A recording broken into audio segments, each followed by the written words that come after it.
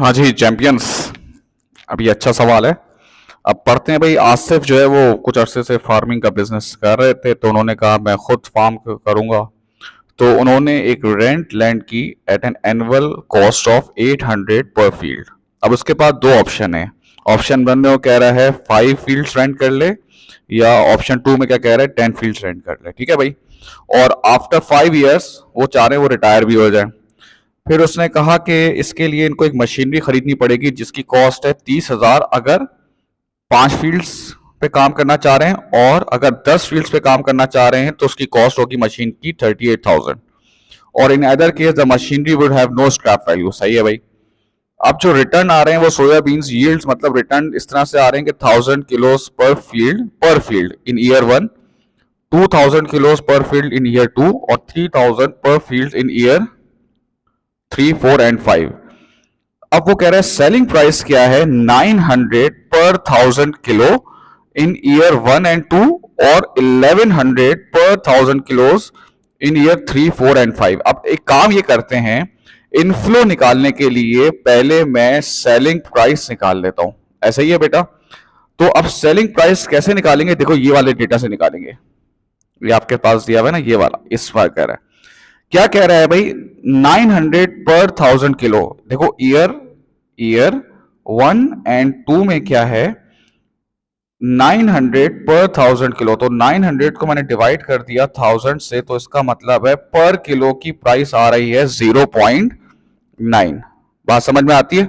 पर उसकी कॉस्ट कितनी आ रही है बेटा 0.9। अब वो क्या कह रहा है ईयर, ये देखो 3, 4 और 5 में 1100 जो है वो प्राइस है पर 1000 किलोस। तो मैं इसको जब 1000 से डिवाइड करूंगा तो पर किलो की कॉस्ट आ रही है 1.1।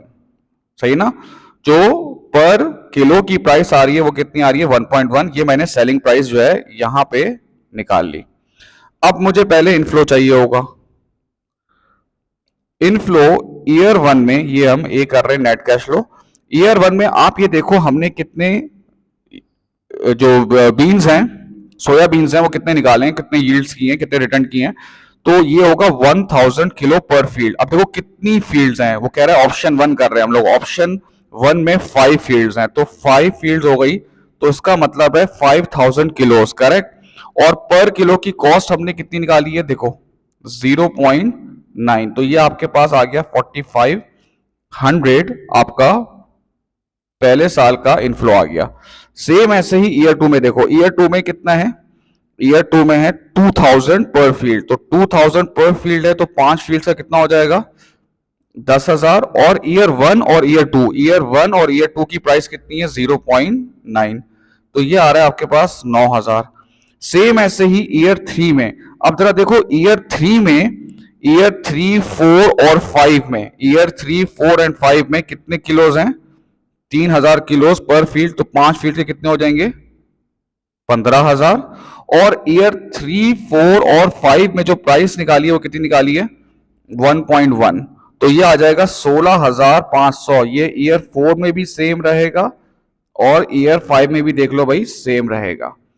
अब आपका इनफ्लो तो आ गया, ये आ गया आपका इनफ्लो ईयर वन का 4500, ईयर टू का 9000, ईयर थ्री का 16,500, और ईयर फोर का 16,500, और ईयर फाइव का 16,500। अब आउटफ्लो की बात करते हैं। आउटफ्लो में पहला आ रहा है रेंट। ऑप्शन वन में बेटा हमने कितनी फील्ड्स वो की हैं 5 फील्ड्स, और पर फील्ड का देखो रेंट कितना है, ये लिखा हुआ 800। तो ये आ जाएगा 4,000। ये आ गया 4,000, 4,000, 4,000, 4,000 और 4,000। ठीक है। अब वो क्या कह रहा है देखो, labour cost were expected to be 20% of sales. मतलब जितनी भी ये सेल्स आ रही है ना ये वाली, इसका 20%, यानी कि 4500 का 20%, ये आ जाएगा 900। फिर 9000 का 20%, ये आ जाएगा 1800। 16,500 का 20%, 3300, 3300 और 3300। फिर वो कह रहा है annual cost of seed is expected to be 200 per field. इसकी कॉस्ट कितनी है 200 पर फील्ड, कितनी फील्ड्स है हमारे पास 5, तो ये आ जाएगा 1000। तो ये सीड्स की कॉस्ट आ गई आपके पास 1000।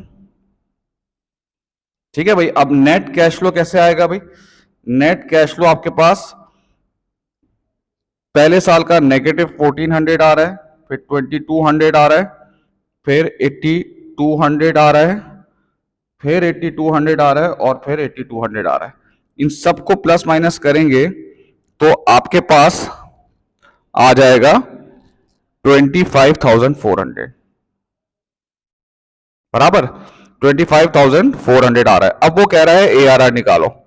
ARR का फॉर्मूला क्या है? Average accounting profit. तो 25,400 इसको एवरेज कैसे करेंगे? डिवाइडेड बाय 5 कर दूंगा मैं, 5080। अब इसको अकाउंटिंग प्रॉफिट बनाने के लिए इसमें मैं डेप्रिसिएशन माइनस कर दूंगा। कितने की मशीन खरीद रहे हैं? ये देखो ये देखो, ये रहा 30,000। कितने साल के लिए? 5 साल। 6,000 तो डेप्रिसिएशन ही आ रहा है, मतलब ये तो नेगेटिव चला गया आपका। और नेगेटिव कितना आ रहा है आपका? ये 920। अब एवरेज इन्वेस्टमेंट का फॉर्मूला क्या है? कॉस्ट डिवाइडेड बाय 2, जो कि है 15,000। तो अब ARR आपका आ जाएगा। ARR आपका कितना आ रहा है भाई? 920 नेगेटिव, यानी कि लॉस। यानी कि इस प्रोजेक्ट को करने के लिए आपको 6.13 का लॉस आएगा। माशाल्लाह। अब हम इसका सी करेंगे। देखो सी में वो क्या कह रहा है कि ARR निकालो। किसका निकालो? ऑप्शन बी का, ऑप्शन 2 का। और कितने मार्क्स का दिया हुआ है? 5 मार्क्स का दिया हुआ है। अब देखो एक तो चीज दिमाग में ये आती है कि यार ये 5 मार्क्स के लिए क्या मुझे इतनी ज्यादा वर्किंग दोबारा करनी पड़ेगी?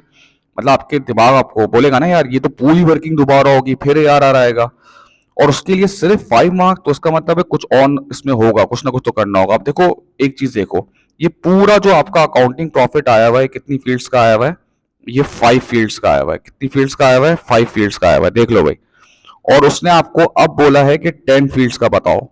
इसका मतलब है जाहिर सी बात है आप इसको सिंपल डबल कर दोगे, ठीक है ना, तभी तो ये 5 मार्क्स का है। वरना अगर आप भाई इतना पूरा वर्किंग करनी होगी तो ये फिर 5 मार्क्स का थोड़ी होगा। तो जब 5 फील्ड्स का इतना प्रॉफिट आ रहा है, कितना आ रहा है? ये आ रहा है।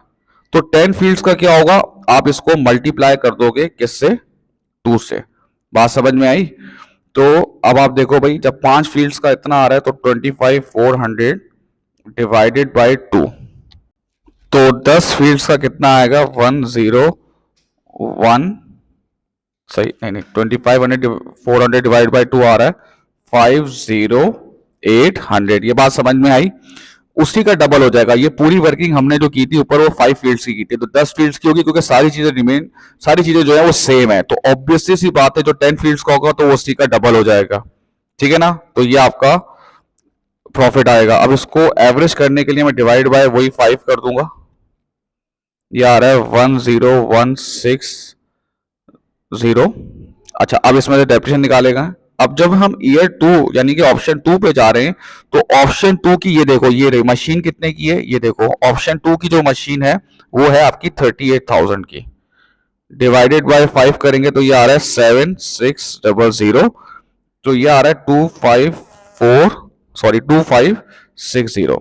ये आगे एवरेज अकाउंटिंग प्रॉफिट। अब एवरेज इन्वेस्टमेंट करेंगे। एवरेज इन्वेस्टमेंट कितनी थी भाई? 38,000 डिवाइडेड बाय 2, तो ये आ रहा है 19,000। अब ARR निकल जाएगा आपका। एवरेज अकाउंटिंग प्रॉफिट कितना आ रहा है? 2560, और एवरेज इन्वेस्टमेंट आ रही है 19,000 मल्टीप्लाई बाय 100, तो ये आ रहा है आपका 13.47%।